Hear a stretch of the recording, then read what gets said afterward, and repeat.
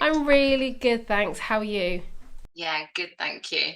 Good. Thank you so much for coming on Beyond the Hashtag. Thank you for having me. I'm really excited to be here. Katherine runs an award-winning agency, much like myself, based in sunny Cornwall, I'm thinking right now. Yeah, very sunny. It's called Oh So Social. Before we jump into all things social, I want you to introduce yourself and tell us what you guys do. Okay, cool. So my name is Katherine George. I am a social media expert and I help businesses in two ways. So I own an international multi-award winning social media marketing agency called Oso Social. So we are based down here in a hot and very sunny Cornwall at the moment, and we do all things social. So we do strategy, consultancy, training, performance ads management, content creation, influencer management, you name it, we do it in the realms of social. And then I have a sister company called Oh So Savvy, which is just a free online training resource. So it's got all the training I deliver anywhere, that's all been done free all over there, so people can access it on demand and at any time. Amazing. And how long have you been going? So OSA Social started in May 2014. I was freelancing for another agency. I was looking after the Spanish Riding School of Vienna's international tour and the Dancing on Ice tour, and they finished. And I came back down to Cornwall, where I'm from, and I was like, "Oh, okay, I'm good at this. I'm a Facebook expert." And I went into this room, and everyone went, "You can't be a Facebook expert. That's not a thing. Social media isn't a job." And actually, back in 2014, it wasn't really considered a specialism or an expertise. And I kind of like held my flag on, no, I am a social media expert. And I promise you it will become a thing. Quietly hoping, oh dear God, I hope this becomes a thing. And yeah, it's just massively grown from there. Amazing. I love that. Very similar story and similar times. I think our journeys have been on a similar path in that way. And yeah, I remember thinking, what? There's jobs in social media? What? People will pay me to teach them how to do this? But it's still a very underappreciated skill set, wouldn't you say? Definitely.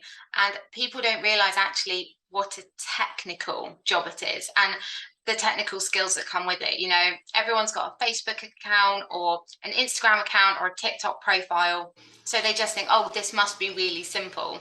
They don't realize the hours of learning algorithms and understanding, evolutionary psychology to what makes great content and all these other things that go behind it. And then let alone how technical ads management is. So it's a really undervalued job. Absolutely. But what do you enjoy most about it? Oh, see, that's a really tricky question because I actually love so much of it. I really love ads management. That's like my proper thing that gets me going. It's the one I still fight over with the rest of the team. And I really love seeing big return on ad investments coming in. I really like understanding the psychology behind it and the tweaks of actually how important content is. So it's the technical as well as the content elements. That's the thing that I still really love more than anything else. So But I think it is, it's about seeing that return on investment. And when you put your thought and time into crafting these great ads that are in line with an audience and you pick the right, when all of those three things, creative, audience, demographic, targeting, budget, etc., and they all come together and it works, it's a beautiful thing. yeah, definitely. Talk to us about your clients then with Oso Social. Do you have a broad range of clients? Yeah, so we work with so many different people. We work with really big brands. We work with kind of flagship brands. So we're currently doing some Tesco's product launches. So we've got people like Proper Cornish, Fairness Biscuits. We're currently launching Soupology into some supermarkets. We're working with some really big hotel chains. And then we work with some really nice quintessential Cornish brands as well. Our golden rule is we'll work with anyone as long as we think we can help them and no arseholes. So as long as our clients meet those two requirements, we're really happy to help them. So we've got this really broad client mix, which is great and really exciting. So Nice. How big's your team now? we're currently eight, currently like lots of recruitment going on. So we're now at that nice point where actually we can be really selective. So we get to work with these really cool clients and we can kind of pick and choose the fun stuff. So we're so lucky and blessed to be in that position. It was a long time coming. I can tell you. So Yeah, that is the same. I hear you. The first time in a very, very long time, a month or so ago, we had an inquiry and I sent it to our business manager and I said, we're not working with him yeah, or them or whoever it was. But it's great to be able to get to that place where you can start to say no. But it's a really important message for anybody building themselves on social and in a business to understand who it is that they're trying to target. yeah, definitely. And you see it so often with small businesses and startups and freelancers where they just accept any work. So it's like, we've got to do it, we need the money. And I think it happens a lot, especially when you start hiring your first people. You go, well, we need to make sure we've got the cash flow for them. Actually, you're so better off vetting your clients. And if your gut instinct is telling you there's something wrong, 100% listen to your gut instinct because it's there for a reason. But everyone does it, you know. And it's really nice to get to that point where we can be selective. That's normally my top tip I give any new startup business, which is if it doesn't feel right, just don't do it. You can say no to someone, it's fine. Yeah, absolutely. Love that, love that, love that.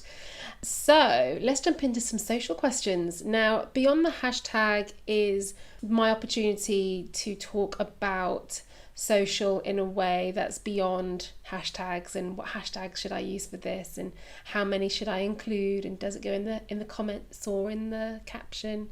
What I'm really interested to know from you is like over your career, what sort of results have you seen in terms of social really coming into its own? Because I feel that social has such a big part to play in influence, yeah, and how we're crafting society. And a lot of businesses in the past and today have seen social as either a nice to do or a tiny part of their marketing strategy, which 100% it can be, but it has so much more potential to do so much more. Do you have any kind of examples of where you've seen that in practice? So it's so interesting. And actually, you know, I've worked in social a long time. I think I'm classed as a veteran in social, which is bizarre. And it's so interesting over the years to see it change as well. So I remember the first time I had content go viral and it was on Facebook. And I remember working with Dancing on Ice and Spanish Writing School of Vienna. And it was like, we are doing Facebook and Twitter, and Instagram wasn't really a thing. And it's so interesting to see how that's developed over the years. So we've seen a simple post go viral and sell out tickets. I was so lucky that we did a project called the Man Engine. It was a giant mechanical mining puppet that went on tour through Devon and Cornwall. And we live streamed it. I was the person live streaming the first one on Facebook. We had 1 million reach within the first 24 hours. The tour was expected to get 7,000 people attend, and we had something like a 350,000 live audience across, I think, about 10 locations. The reach and impressions were phenomenal. We had something like a £500,000 return on investment from a 2-week campaign. And it was amazing how just standing there live streaming this giant transformation and then very tactical social beforehand took what was meant to be a small anniversary project to a genuine global phenomenon. We broke world records. We broke all the reporting software. Because back when we did that in like 2016, reporting software was still really ropey. We couldn't humanly get all of the data out. And that's just prime example of how something with no budget, but catches the imagination in the right way and has a good quality product or offering can just absolutely fly. And of course, we know it's getting harder now. You know, it's harder to get viral. It's harder to get these massive reaches. But actually, there are now so many more opportunities. So, you know, back in the day, we only really had Facebook and Twitter.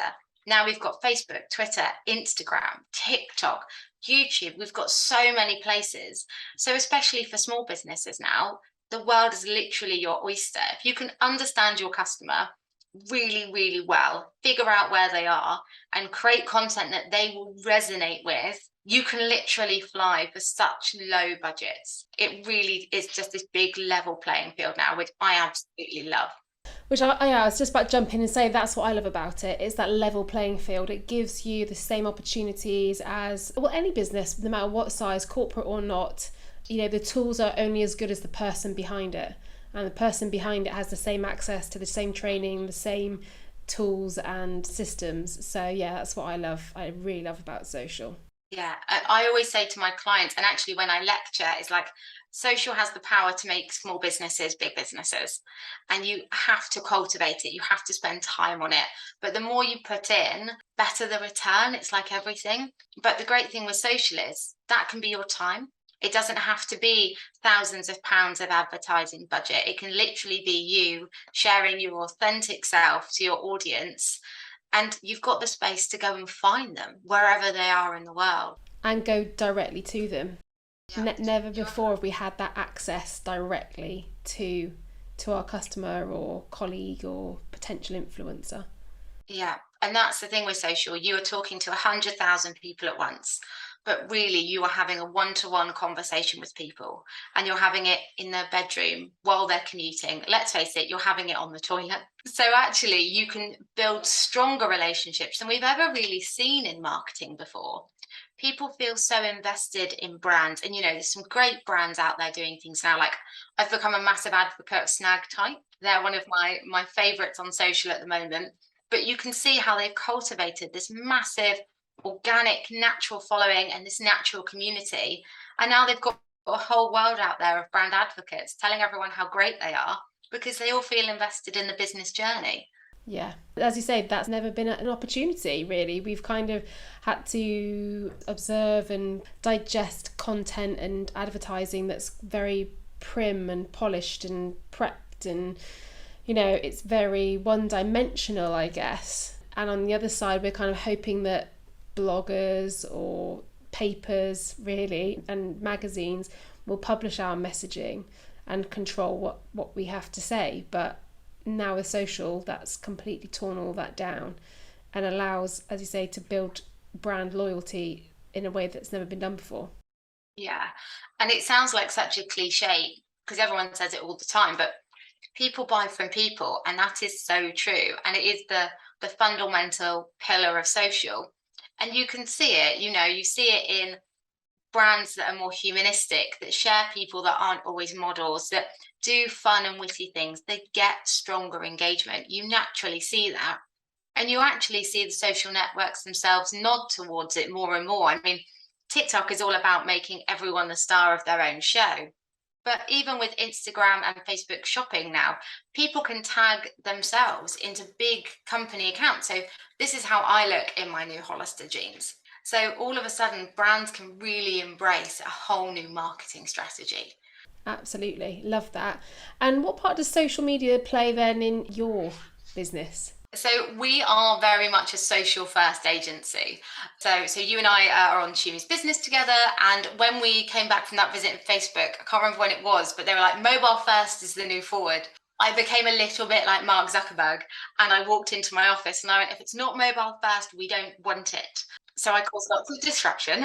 Everyone got mad at me. But we design everything for social first. And we really pride ourselves in that. We're a completely bespoke social agency. So we not only use it for all of our clients, so everything we do, everything is mobile first. Everything was designed for sound off, maybe not so much anymore, thanks to TikTok and Reels. But everything we do really encompasses that. How are we building a connection today? How are we strengthening the brand loyalty today? How are we inspiring action? How are we inspiring potential customers? That's a huge thing in absolutely everything we do for our clients. And then internally, we're very much like builders. So we'd like to spend more time on our own social. That's our big focus with everything we do, is connect with us on social, follow us here, contact us here. And we see that reflected actually in the way we get inquiries. Loads of people just slide into our DMs, and it's a really great way for us to really showcase what we can do. So That's really good to hear that you're showcasing the work that you do. And I don't know about you, but I went through a period where I was growing as an agency, and my social media kind of went quiet because I was just focusing all my time on delivering the client work. And then I was kind of like, well, who's going to invest in a social first agency who aren't showing up on social as much as they are for their clients? So I had to kind of dig deep, find that extra time, and almost go again and jump back into basically running Naturally socials as a client and make sure we were there consistently? So we run an out of hours community management service. So we're online all the time, or one of the team is. The lady we hired called Naomi was a phenomenal marketing manager. And I think she'd been on board about a week, and I went, oh, I've got to write a press release. And ironically, for someone who cut their teeth in a PR agency, I don't like writing press. And she said, oh, I can do that. So within a week, we promoted her to our marketing manager. So we've always invested in having someone doing our own marketing. Like that is their job, their role. But that has been a massive thing for us. And I always say that to everyone, if one of your early hires or one of your early investments should always be marketing, because it has really elevated us. And you'll know this, and every business owner listening will know this. It's really difficult to talk about yourself. So the second we had a marketing manager, that fear had gone for me, that vulnerability had gone. Naomi took the mantle, and that's been a real game changer for us. And then I do my own socials. So between the two, we kind of cover all elements quite nicely. So what type of content works better for you then? Oh, I love that kind of question. That's like the silver bullet question, isn't it? It varies. You would be amazed what we see peaks and troughs from. So every year we do the Great Oso Bake Off. Every year we get work from it. It's the same with our pumpkin carving competition. We'll always get inquiries in after we do our annual pumpkin carving, but there's no kind of ifs or buts or maybes. Yes, we have case studies on our website. When we shout about them, we don't tend to get inquiries in. When we share something humanistic about us, that's when we kind of have the inquiries. That's when people really come to us. So it's psychology of it. At the end of the day, people buy from people. If they're already following us on our socials, they're thinking about us, they're interested. And it's just sometimes that little surprising thing that pushes them over the line. It is, which is a really hard, at times, argument to have or point to convince potential clients about, or even current clients. You know, I find sometimes when clients are like looking at the reports that we send, and we send them like, this has been your top performing post this month, look how great it's done. And often some of those people go, so what? And what does that mean? How do you convince people to come on board with the idea that the humanistic content is the content that works the best, A, and B, how would you encourage people listening to pull out the humanistic content? How can they do that? So that's a really interesting question. So when clients come on board, we go, this is our approach, this is what we do, and this is why. So we always explain a little bit about evolutionarily, apparently I can't say evolutionary psychology anymore. So we always kind of explain to them, well, actually, there's some content pillars. You know, there's a phenomenal book that we encourage all of our clients to read called Cute Sales. I think that's what it's called. Now worried it's not. Which explains actually anything with big eyes, anything that pushes for connection, anything relating to food, anything that triggers fears helps us. It helps us maintain that space and feed. It helps us catch people's attention. So we will always be pushing for that. We also explain that people buy from people. And if they don't believe us, we go, we'll test it.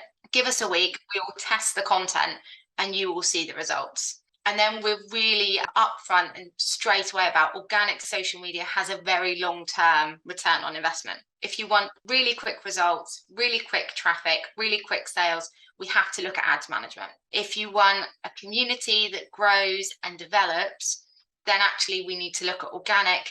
And in an ideal world, we look at how they work together. And I always explain organic as a bit of a net. So if you're running paid advertising and you haven't got any organic, where are the people who are engaged but aren't quite ready to buy yet? Where are they going to hang out?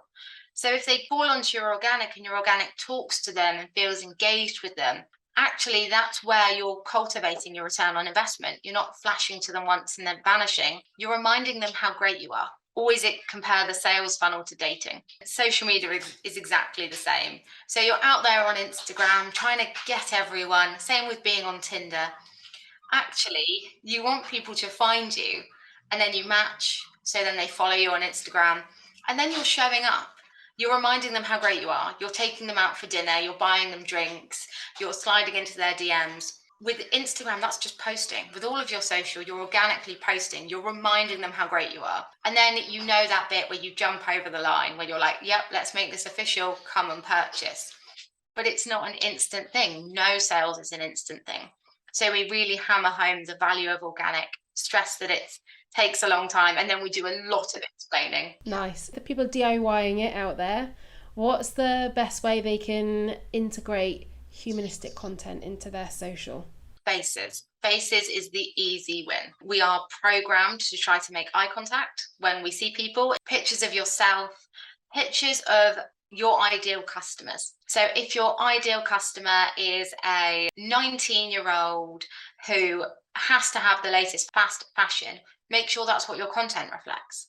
If it is a 50-year-old who's trying to escape the busy tourist season, make sure your content reflects that and include pictures of people who your customer can resonate with and feel like that's their in-group, that's their tribe. Yeah, I love that. Really good. Do you think that there's specific posting times and all that stuff that everybody asks me this question all the time, and I'm hoping your answer is going to be the same, but let's see, in terms of this whole what time should I post and when's best for what channel? Oh, now I'm really nervous about answering this question. Each network tells you, just go to your page insights and look. It's completely different for every brand and business. And actually, if I use the Spanish Riding School of Vienna's international tour as an example, we had a page spike at 5 a.m. every morning. We were like, well, of course we do. Everyone's getting up to look after their horse. Whereas we look after some millennial businesses and brands, and we looked after Fair Perfume for a while, we had a massive spike at 11 o'clock on a Friday night. There is no rhyme and reason. There's no silver bullet. Check your insights. All of the networks give it to you for free. So check them and go with what works for your customer. Absolutely. Perfect. That was the right answer. Oh, good. Good start to me. Gold stars, gold stars. What have you learned the most, aside from humanistic content, that works the best? What's been your big lesson, I guess, in social over the years? It's always a test. Always. Because you never know what's going to happen around the world. You never know what's going to knock your content off. You think something's going to fly, and then a war might break out, or a celebrity might get into an accident, and the algorithm might change, the network might change. So my big lesson is it's always a test, and just be brave, try things, see what happens, and never ever get disheartened. Just keep going for it. Love it. That is a tweetable right there.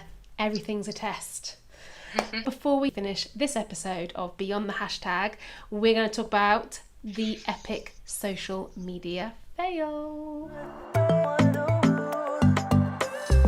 So this episode's social media fail that you've selected is an epic fail by Sunny Co clothing company about how not to run a social media competition. Do you want to intro it? Yeah, so Sunny Co announced a prize to celebrate their new Pamela swimming costume. So anyone who, I want to make sure I get this right, repost and tagged them in 24 hours would get a free Pamela Sunny swimsuit. Of course, you had to pay P&P, but you got this really nice, very Instagrammable, I think it's worth mentioning, product for free. So big competition there from these guys. And what went wrong?